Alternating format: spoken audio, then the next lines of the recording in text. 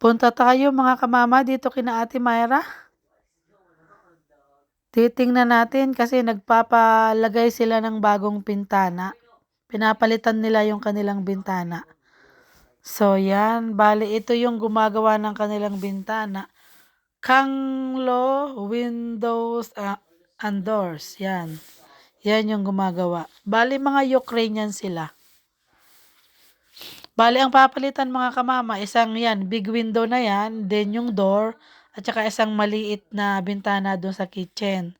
Bali 5,400 daw yan.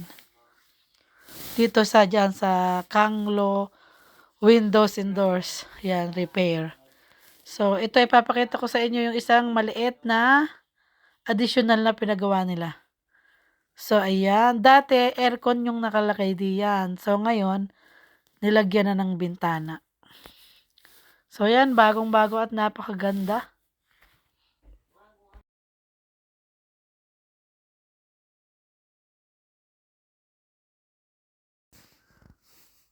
Napakaganda din ng step o stainless mga kamama. Maganda yung pagkagawa nila.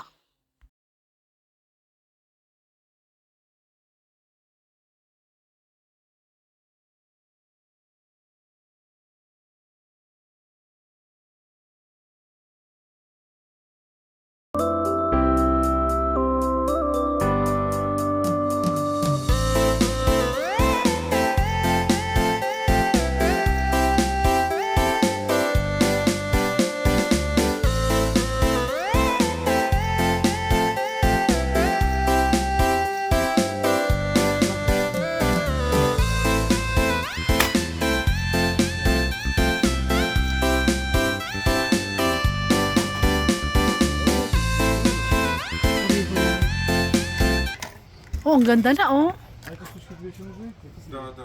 Да, и унеси. Tapos na sila, maglalagay na lang sila ng silicone sa mga gilid. So ayan, bagong-bago na yung kanilang pintuan. Bintana mo ko, ang ganda. Ang ganda tingnan. Lalo na pag nakulayan yan. Bago na yung bintana nila oh. Tsaka pintuan oh.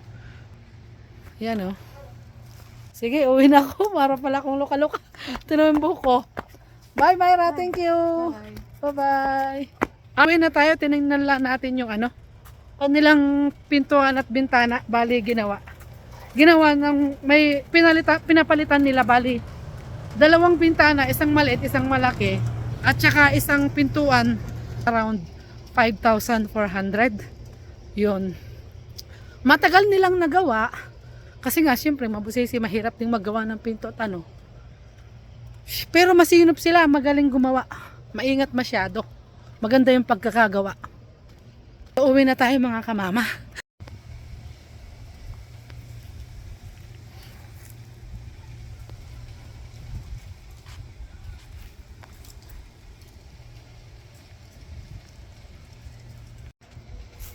So ayun, bali natapos na po yung bintana at pintuan nila.